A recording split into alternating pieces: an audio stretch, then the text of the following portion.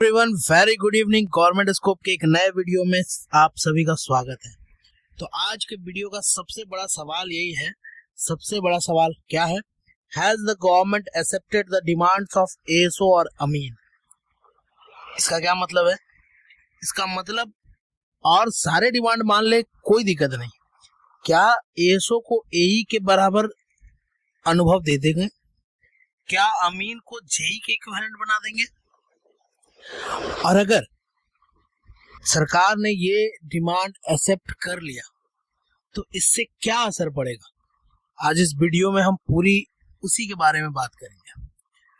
तो भाई, आज के वीडियो का कोर मुद्दा यही है कि क्या सरकार ने इनकी डिमांड मान ली है। मैंने कल एक वीडियो पोस्ट किया था, उसमें मैं थोड़ा संदिग्ध था, थोड़ा सा पता नहीं था कि क्या वार्ता हुई है नहीं हुई है, बट कमेंट्स में काफी सारे लोगों ने उसे सच बताया, काफी ने फेक भी बताया, but most of the them उन्होंने बोला कि हाँ ये बात हुई है, वार्ता हुई है। दो जो डिमांड है, पहला कौन सा? एएसओ को एई और फिर अमीन को जेई के इक्विवेलेंट दे देना, और कानूनगो को अपर डिवीजन क्लर्क के इक्विवेलेंट, ताकि उनको 5 नंबर प्रति वर्ष की अधिमानता मिल जाए। ठीक है। दूसरा इंपॉर्टेंट क्या था कि उनकी सैलरी हाइक की बात हुई, तो चलिए सैलरी हाइक होते रहेगी। तीसरा उनकी जो डिमांड थी रेगुलाइज करने का, मतलब 60 साल की उम्र तक उनको जॉब से नहीं निकालने का, तो उस पर पता चला कि वो विचाराधीन है, अभी कुछ नहीं हो सकता, वो इलेक्शन के बाद होगा।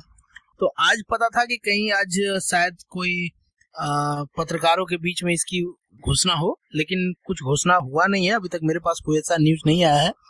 जब तक पूरी पेपर ऑथेंटिक कहीं से न्यूज ना आ जाए तब तक हम इसे ना ही मान के चलेंगे। लेकिन अगर ऐसा होता है तो ये जो हमारी वैकेंसी है 29/2025, इसमें कैसे इफेक्ट करेगा? इसका कट ऑफ कहाँ तक जा सकता है, कितना दूर तक जाएगा? क्या क्वेश्चन ये भी उठेगा कि चलो एएसओ को एई के बराबर दे दिए, तो क्या ये इसी एग्जाम से बैलेट हो जाएगा? क्या इससे कुछ ने तो कमेंट करके ये भी पूछ लिया कि अरे यार बीटीएससी के टाइम में कहाँ थे, उसमें भी अमीन को दे देते तो उनका भी हो जाता। तो ये भी कमेंट्स आ रहे थे। तो सबसे दूसरा सवाल, अगर सबसे बड़ा सवाल ये है कि क्या उनकी डिमांड पूरी कर दी गई, तो दूसरा सवाल ये होगा कि क्या ये 29/2025 से ही लागू हो जाएगा?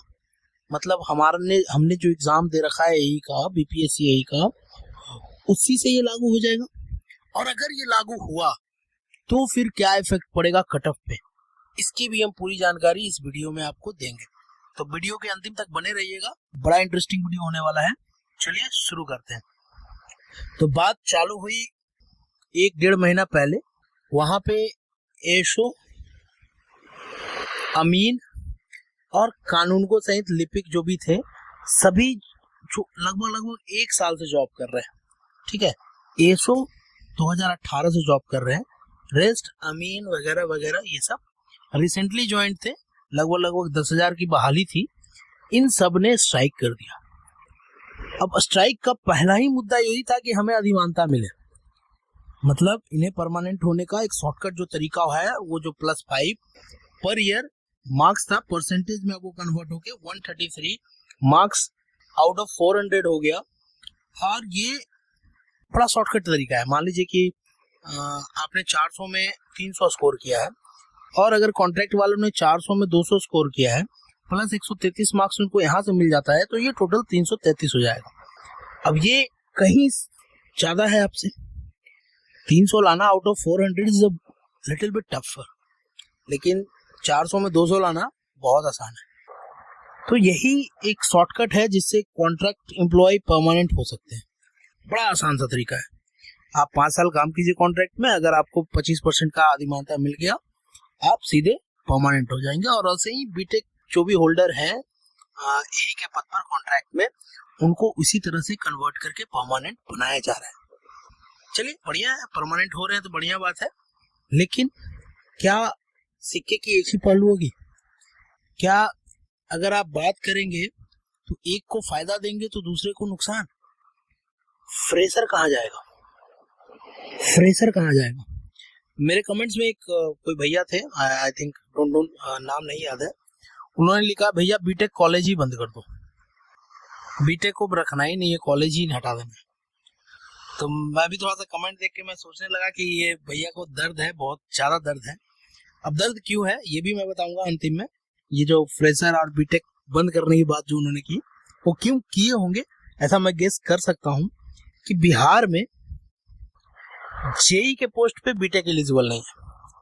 अभी आपको बता दूं कि कुछ एम्प्लॉय ऐसे हैं कॉन्ट्रैक्ट में ही, मनरेगा में ले लीजिए ना यार। अभी बीटीएससी का रिजल्ट आया, बीटीएसटी का, और जितने जेई थे डिप्लोमा होल्डर वो तो परमानेंट जेई बन गए, ठीक है। लेकिन इसी जेई में, कॉन्ट्रैक्ट जेई में बेचारे बीटेक होल्डर भी हैं। अब ना तो इनको एई का पद मिल रहा है, ना इनको बीटीएससी से परमानेंट किया जा रहा है। तो ये भी एक सिनेरियो है, अलग सिनेरियो है। कहने को जेई के पद निकलते हैं 7,000, 8,000, 9,000, बीटेक के पद निकलते हैं 1,000, जिसमें से जनरल की सीटें रहती हैं लगभग 400। इस 400 पे अगर कॉन्ट्रैक्ट आ जाएंगे तो जो यूआर जनरल बॉयज है वो जाएंगे तो जाएंगे कहाँ, सोचने वाली बात। खैर, सरकार की नीति है, सरकार ही जाने कैसे चलाएंगे और कैसे करेंगे। जो भी सरकार का फैसला आता है हम उसे तहे दिल से स्वागत करते हैं, और वो उनकी इच्छा, उनके राजनीति से अपना सभी को लेके साथ चलते हैं। तो अगर एक्स पे बात करेंगे, अगर ट्विटर हैंडल की बात करेंगे, तो आज कुछ अपडेट्स आया है, उसको भी ले लेते हैं, उसे क्यों छोड़ना। तो प्रेस विज्ञप्ति जारी किया है एक्स पर राजस्व एवं भूमि सुधार विभाग ने। बर्खास्त संविदा कर्मियों में अब तक 3625 हुए पूर्ण बहाल, 3069 अपील अभ्यावेदन की कार्रवाई जारी है, 692 को मिली शनिवार को मंजूरी, 2010 ने शुक्रवार को कर दिया था कार्यस्थल पर योगदान। तो अब जहां तक मुझे पता है कि जब वार्ता हो गई तो एक मैसेज फॉरवर्ड हुआ, मैसेज कि आप सभी लोग अपील करें, और सभी लोग अब अपील के माध्यम से अपना वो दे रहे हैं कि मैंने गलती कर ली, मैंने मान ली। अगर मैं पीडीएफ दिखाने आऊँ आपको तो लगभग 90% में रीजन ये लिखा हुआ है कि उन्हें बहकाया गया, वो इस अभियान में नहीं जुड़ना चाहते थे, उसकी स्ट्राइक में नहीं जुड़ना चाहते थे, लेकिन वो बहकावे में बहक गए और स्ट्राइक पे चले गए। 90% केसेस। अभी 692 का उन्होंने डाला है एक्स पर, आप उसे देख सकते हैं, देखिएगा तो सभी में यही लिखा रहेगा कि उन्हें बहकाया गया, वो बहक गया और उसके कारण हो गया। सरकार ने चलिए उनकी बातें मान ली और उन्हें फिर से बोला कि आप जाइए, आप बहक गए थे, अब आप सही राह पे आ गए हैं, तो आप जाइए नौकरी कर लीजिए, कोई इशू नहीं। 2 माध्यम से हो रहा है अपील, एक तो ईमेल कर रहे हैं सब लोग, और दूसरा पटना स्थित जो कार्यालय है उनका, वहां पे हार्ड कॉपी जमा करना।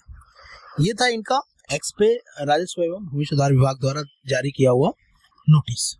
ठीक है, अब बात करते हैं हम लोग कि अगर if government has accepted the demands of ASO and अमीन, then what will be the cutoff and how it's affect the BPSC AE 29/2025। बात बड़ा मजेदार है, एक बार सोचिएगा, मैं आपको बताता हूं, आप थोड़ा सा इमेजिन कीजिएगा, ठीक है। कमेंट्स में बहुत सारे आते हैं कि सर आप ये बताइए कि कितने कॉन्ट्रैक्ट कर्मी हैं अभी भी बिहार सरकार में। तो हुआ यूं, बिहार में काफी सारे डिपार्टमेंट हैं। एग्जाम्पल में लीजिएगा पीआरडी, तो इसमें आप 0 लेके चलिए क्योंकि यहाँ पे वैकेंसी है टीए की। एमजी नरेगा, एमजी नरेगा में काफी वैकेंसीज है एई के, हर जिला में आपको 1 से 2 एई मिल जाएंगे, मतलब 46 के आसपास, 38 है, सॉरी 38 है जिला, उसको 2 से गुना कर लीजिए, इतने आपके एई अवेलेबल होंगे। इसके साथ साथ मनरेगा में एग्जीक्यूटिव भी होते हैं, तो वो भी एलिजिबल होंगे, तो 38 एग्जीक्यूटिव भी आ जाएंगे प्लस में, ठीक है। आपको एक बात, पुलिस भवन निर्माण, इसमें भी हाल में ही अभी 2021-22 में इंटरव्यू हुआ था, लगभग 60 सीटों पे थी, संविदा पर ही थी, 45 के उनका सैलरी था, अच्छी खासी सैलरी थी। तो यहाँ भी वहाँ 60 सीटें होंगी, आगे बढ़ते हैं तो BCD, भवन निर्माण, बिल्डिंग कंस्ट्रक्शन डिपार्टमेंट, इसमें भर के है। इसमें भर के कैसे हैं कि ये गेट के माध्यम से कॉन्ट्रैक्ट एम्प्लॉय लेते हैं। तो यहाँ पे लगभग मुझे अगर मतलब एक अंदाज लगाया जाए तो 200 के आसपास जरूर यहाँ पे यही आपको मिल जाएंगे। सेम RCD में भी आपके पास होंगे, वहाँ भी आपके पास 100 से ज़्यादा ही होंगे। हाँ, हेल्थ डिपार्टमेंट, शिक्षा विभाग, पुल निर्माण, काफी सारे हैं। और अगर एक रफ आइडिया दिया जाए तो मोटा मोटी 700-800 यही आराम से काम कर रहे हैं यहाँ पे, आराम से, कोई इसमें कोई दो राय नहीं है।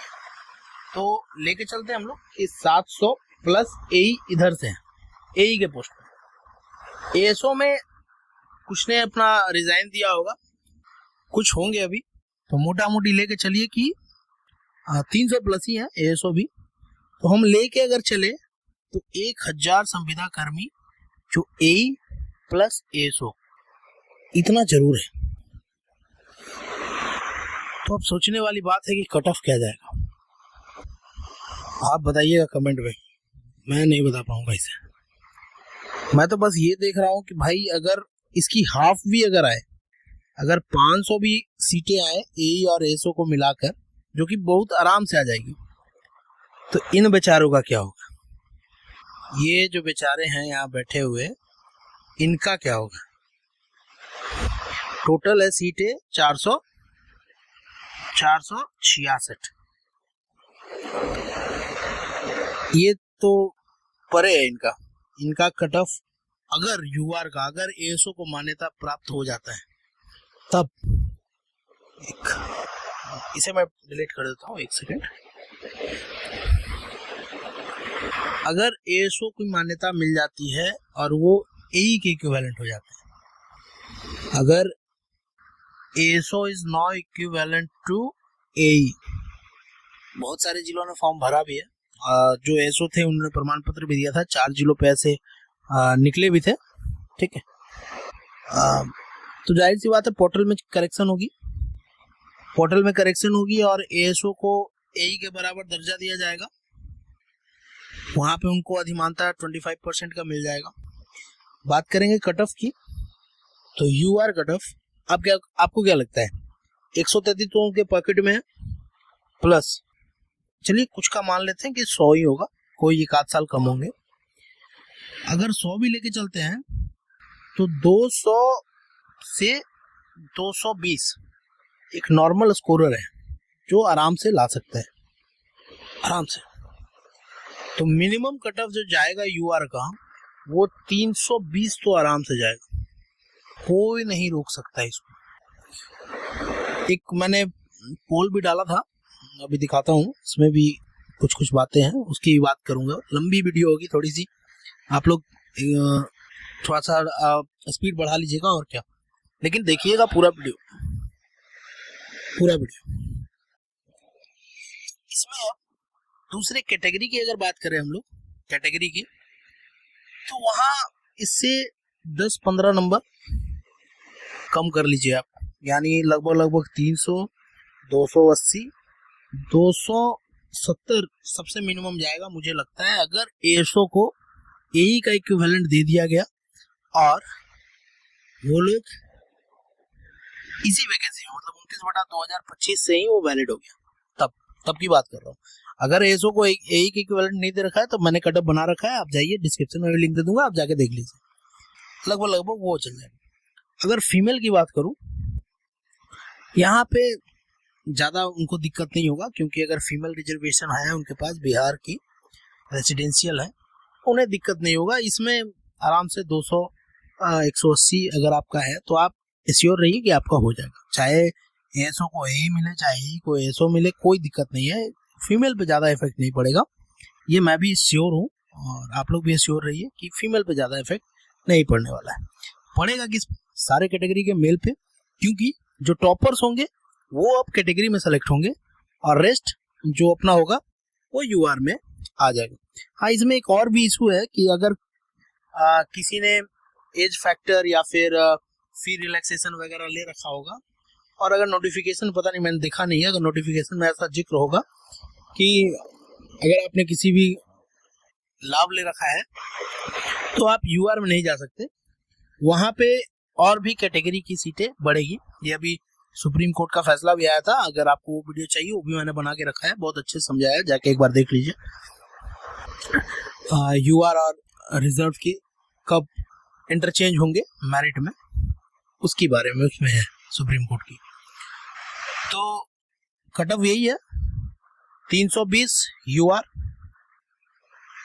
270 के अराउंड बाकी कैटेगरी अपना रहेगा। हार्डली अगर इन द केस अगर कुछ हुआ 250 तो नहीं जाएगा यार, 270 इज इनफ। ये SC ST जा सकता है तो जाएगा, वरना अगर OBC रहेगा तो वो भी हाईएस्ट ही जाएगा 300 के अराउंड में। और EWS की तो बात ही अलग है, वो 310 के अराउंड में जाएगा आराम से, कोई इशू नहीं है अगर ASO is equivalent to AE हो जाए। चलिए एक और चीज आपको दिखाता हूँ, एक सेकेंड वेट, एक सेकेंड।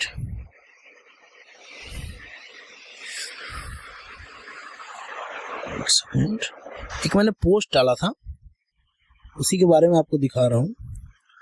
यहाँ एक जो मैंने पोस्ट डाला था उसमें देखिएगा, इसमें 4 ऑप्शन था। अगर आपने सर्वे नहीं लिया हो तो काइंडली जाके ले लें।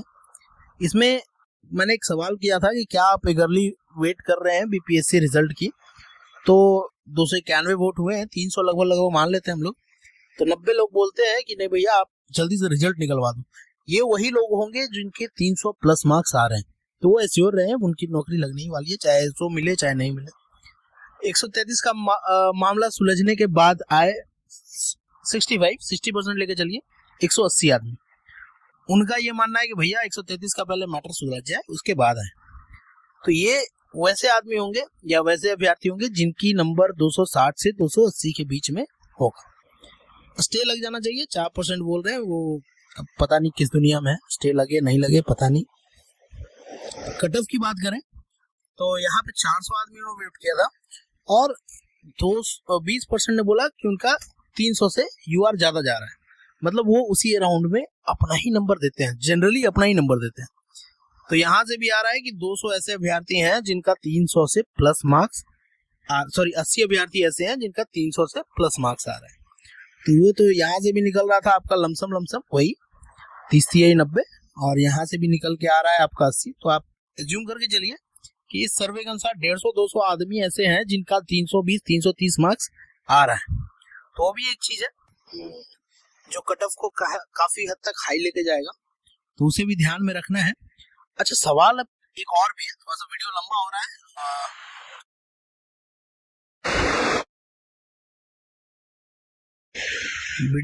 रहा है, उसके लिए सॉरी, लेकिन थोड़ा डिटेल में समझते हैं। मैंने उस टाइम बोला था कि फ्रेशर का क्या होगा, उस पर कमेंट आया था कि बीटेक कॉलेज बंद कर दे। ये इसलिए बोल रहा था क्योंकि बीटेक अलाउ नहीं है बिहार में, अब ये जेई के पद पर, और अगर फ्रेशर बीटेक है तो वो अलाउ तो है, लेकिन उसकी सिलेक्शन नहीं होगी एई के पोस्ट पर। अगर आप यूआर में तो काफी टफ एग्जाम हो जाएगी, क्योंकि 133 नंबर प्लस है। वो बेचारे का दर्द यही था, वो एक बीटेक होल्डर होगा और ना ही वो जेई बन पा रहा है ना ही वो अब एई बन पाएगा, तो दर्द उसका कमेंट में झलक रहा था। चलिए आप बताइएगा कि क्या सरकार ये जो कर रही है, ये एसओ को एई का मान्यता दे रही है, कितने हद तक सही है, क्या ये सही मामला है? और हाँ, ये इसकी सत्यता की मैं कोई भी जिम्मेदारी नहीं लेता, अभी तक कोई भी मुझे पेपर नहीं मिला है जो इसे प्रूव कर दे कि हाँ वार्ता हुई है। लेकिन हाँ, कल के वीडियो में जो कमेंट्स आए उससे ही मैं बता रहा हूँ कि हाँ वार्ता कुछ तो हुई है। हमारे एक मंत्री जी भी हैं, उन्होंने भी एक तरफ ये बोला कि ये बड़ा दिक्कत हो रहा है, गड़बड़ हो रहा है। आप एक वीडियो वायरल हो रहा था, मैंने देखा था, यूट्यूब चैनल थे वो दिखा रहे थे, ये गड़बड़ हो रहा है कि 100 जहाँ 25 मार्क्स मैक्सिमम था वहाँ 25% कर दिया गया, तो ये गड़बड़ हो रहा है। मंत्री जी भी बोल रहे हैं, आरसीडी भी सोच रही है कैसे हो गया, लेकिन क्या उसको करेक्शन वो कर पाएंगे इसी एग्जाम में, ये भी एक सवाल है।